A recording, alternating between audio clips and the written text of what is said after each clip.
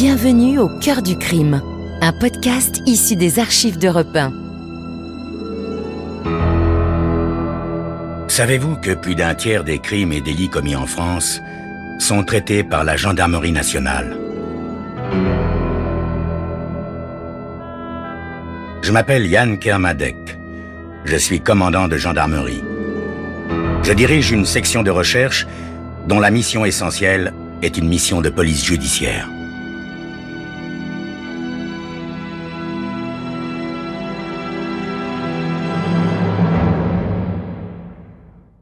L'histoire que je vais vous raconter est une histoire vraie. Tous les faits sont réels et se sont déroulés en France. Seuls, les noms des personnes et des lieux ont été changés.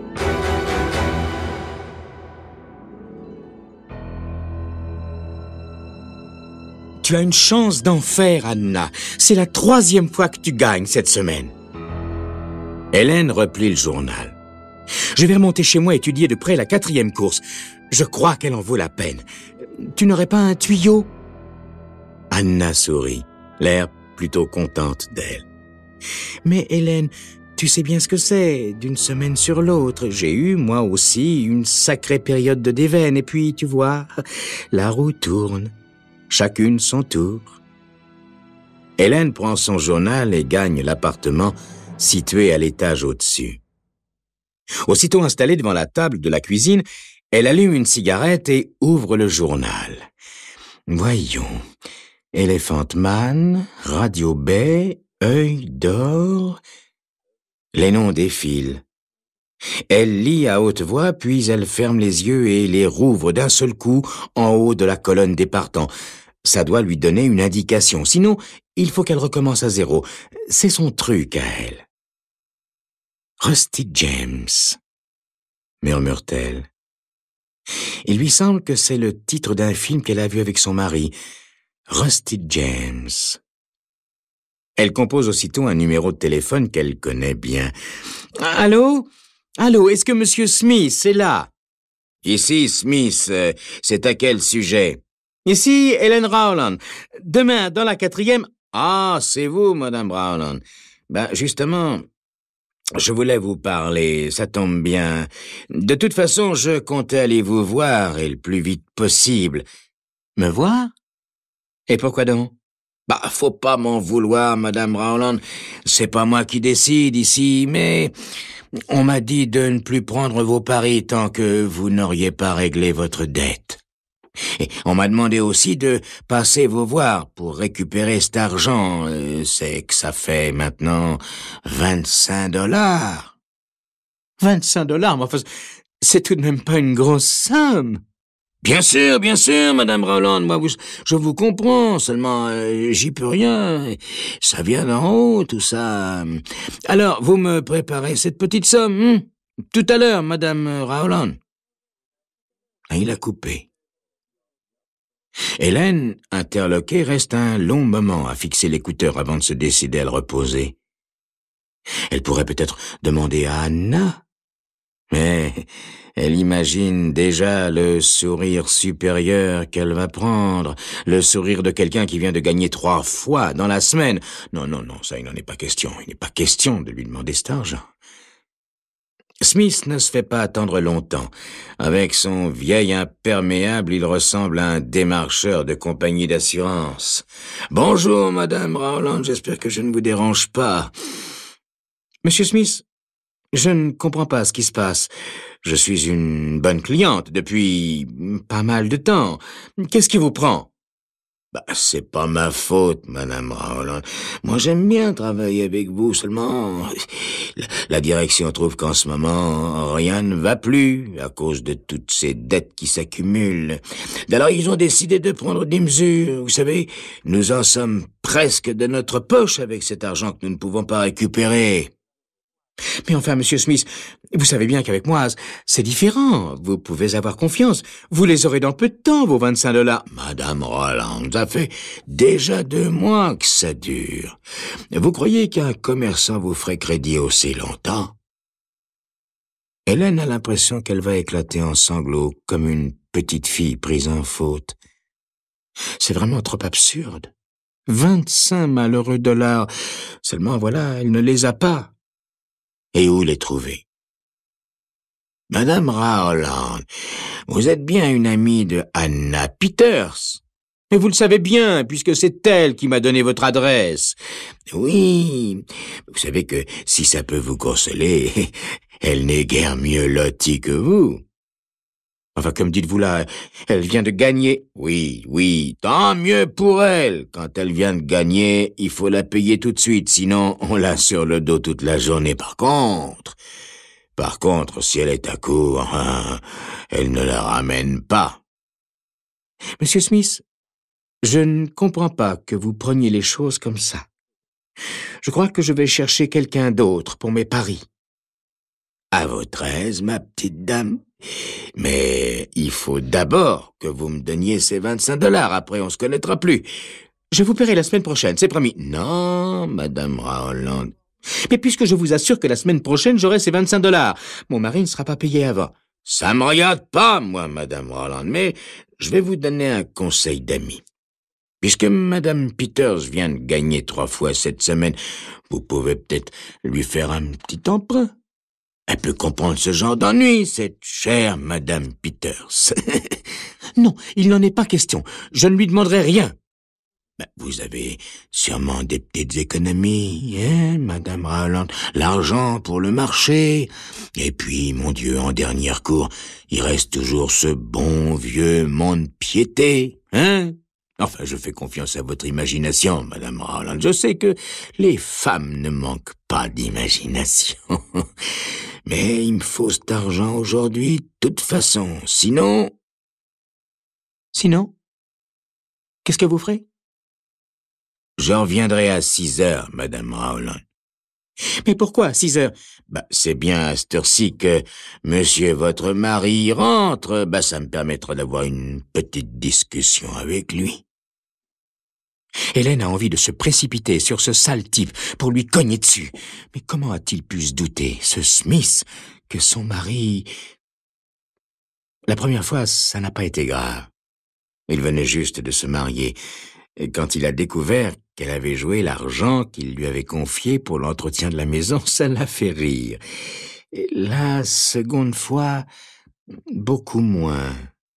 Et puis il y a eu des scènes, des drames, surtout en octobre, quand il a vu qu'elle ne portait plus son alliance. Elle a juré que c'était la dernière fois, mais Ed est resté insensible. Si ça se renouvelle une seule fois, je te quitte, Hélène. Et ce ne sont pas des paroles en l'air. Ces mots résonnent encore dans sa tête et se mêlent à ce que lui a dit Smith, qui s'apprête à partir. Je suis sûr que ça va s'arranger, Madame Rowland. Maintenant, il faut que je file. Non, pas la peine de me raccompagner. Vous savez où je suis, hein? Si vous venez avant 6 heures avec les 25 dollars, on oubliera tout ça. Après le départ du bookmaker, Hélène se précipite dans sa chambre. Elle s'attaque au tiroir de la commode, éparpille les vêtements, les boîtes pleines d'épingles, de boutons et de morceaux de tissu. Elle fouille partout, dans tous ses porte-monnaies, à la recherche de pièces égarées. Sous les coussins du divan, elle trouve une pièce de 10 cents et une autre de 2 cents. Dans un petit vase en porcelaine posé sur l'étagère, elle déniche un billet chiffonné d'$1. Elle apporte le fruit de ses recherches sur la table et compte. En tout, $2.78. Mon Dieu, je n'y arriverai jamais. 25 $, pourtant, ça n'est pas grand-chose. Mais comment les trouver en aussi peu de temps? Elle jette un coup d'œil à son poignet, mais la montre qu'elle s'attendait à y voir est déjà chez un prêteur sur gage. Elle regarde la pendule, il est presque 11h30. Et si... Mais oui. Brusquement, elle sait ce qu'elle va faire. Quand on s'ennuie chez soi, Hélène Rowland, il y a d'autres façons de s'occuper que de jouer aux courses. Vous n'en seriez pas à rechercher désespérément 25 $ si vous vous étiez contenté de faire du tricot? Hein? Enfin, Dans un instant, nous verrons bien si vous avez trouvé une solution.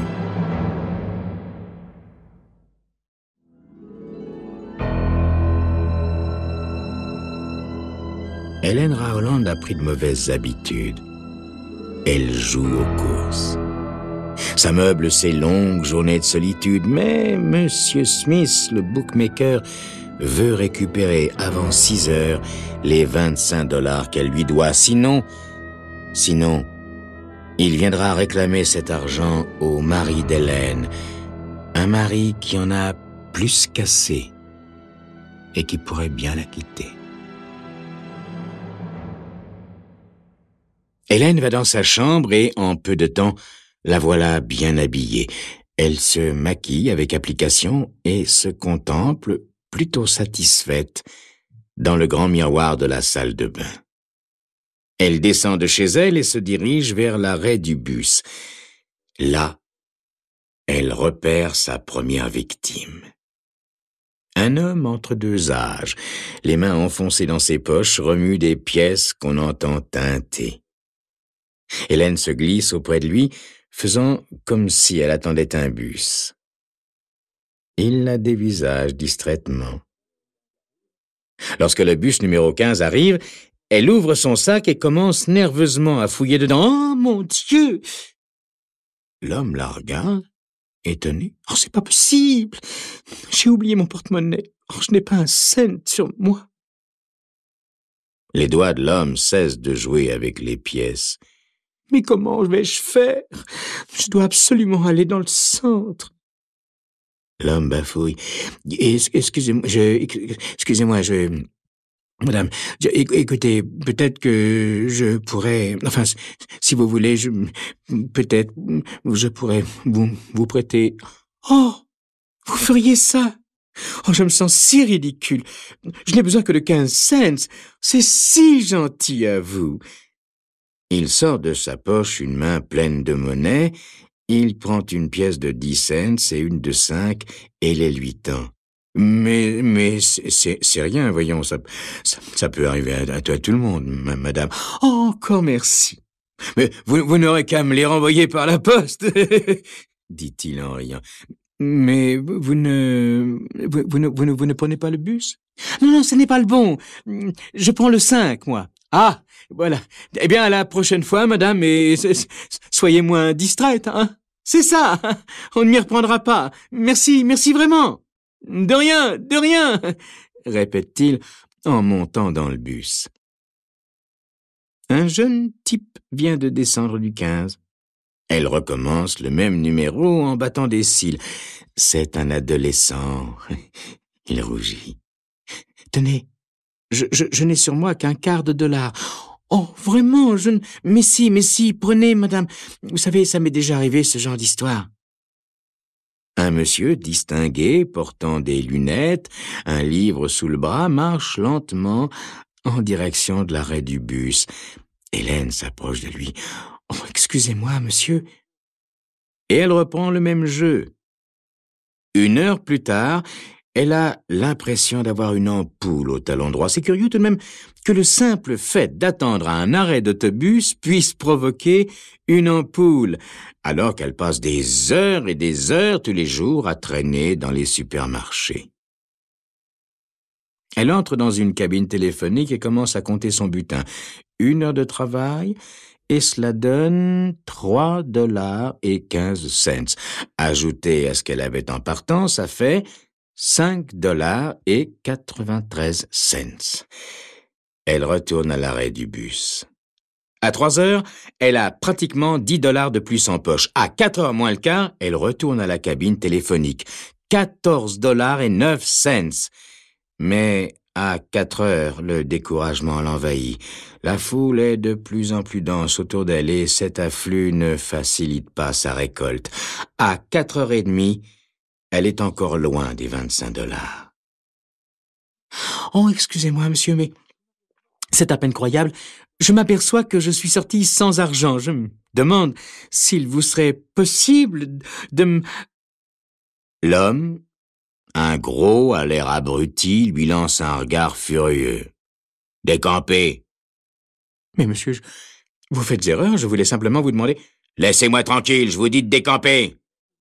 Mais écoutez, monsieur, il ne s'agit que de 15 cents, juste de quoi prendre mon bus.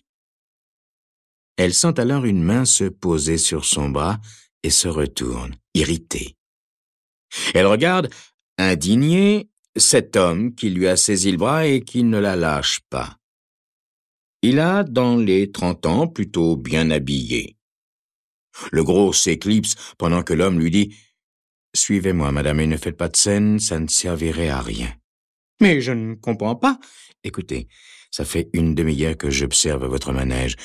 Vous comprenez mieux ce que je veux dire? »« Mais pourquoi vous suivrais-je, monsieur? Vous me prenez pour qui? » « Si vous tenez à voir mon insigne, pas de problème. Mais je pense qu'il y a déjà suffisamment de gens qui vous observent. » Ils s'éloignent, tous deux. Il la tient toujours par le bras. Il pourrait faire penser comme ça à un couple de vieux amis. Il s'arrête devant une voiture grise garée à une 30aine de mètres de l'arrêt du bus et lui ouvre la porte. « Montez, je vous prie. »« Mais attendez, monsieur, laissez-moi vous expliquer plus tard. Vous allez avoir tout le temps de vous expliquer. » La voiture démarre. Elle s'engage très vite dans une rue latérale à l'écart de la voie principale, proche des entrepôts situés près du fleuve. Je dois reconnaître que c'est la première fois que je vois ce truc. Vous avez ramassé combien? Je ne sais pas, au juste. 15 ou 16 dollars, peut-être. Écoutez, je suis dans le pétrin. Je ne faisais rien de mal. J'avais besoin de cet argent. Il me fallait absolument ces 25 dollars.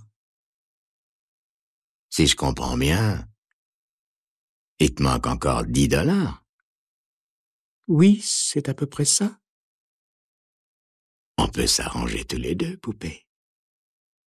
Il éclate de rire en la regardant d'une drôle de façon. Son pied appuie plus fortement sur l'accélérateur comme s'il était soudain plus pressé d'arriver à destination. Il prend des virages à toute allure.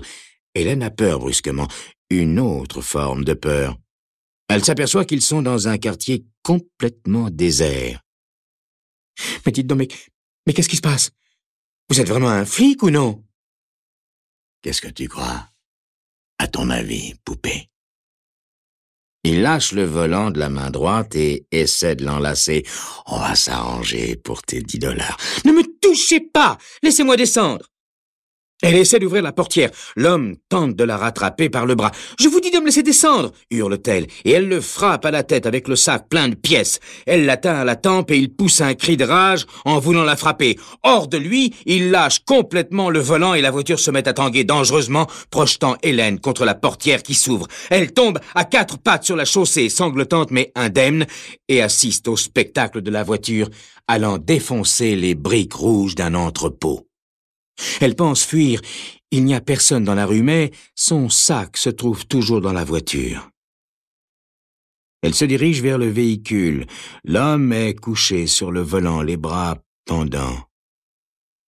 Avant de prendre son sac, elle se met à chercher le portefeuille du conducteur. Elle le trouve dans la poche intérieure de sa veste. Il contient beaucoup de billets de banque. Mais elle n'en prend qu'un, un billet de 10 dollars.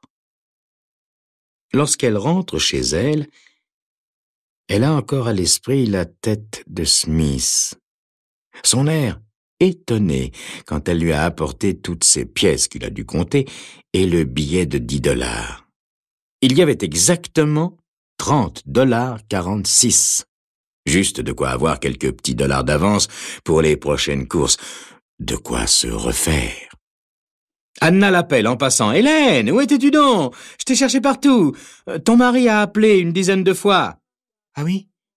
Et qu'est-ce qu'il me voulait? »« Te prévenir qu'il ne rentrerait pas avant 2 jours. Il a une affaire urgente à régler avec quelqu'un ou je ne sais quoi.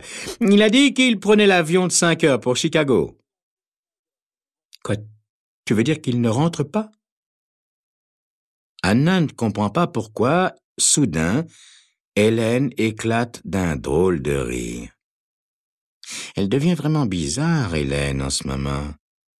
Mon Dieu, il faut dire que quand on a si peu de chance, pas un gagnant cette semaine. Hélène ouvre sa porte et entre chez elle. Elle s'assied devant sa table et sort le journal de course qu'elle vient d'acheter. Elle est sûre et certaine que dans la 5e, cette fois... Alors, elle ferme les yeux et les rouvre d'un seul coup. Un truc infaillible.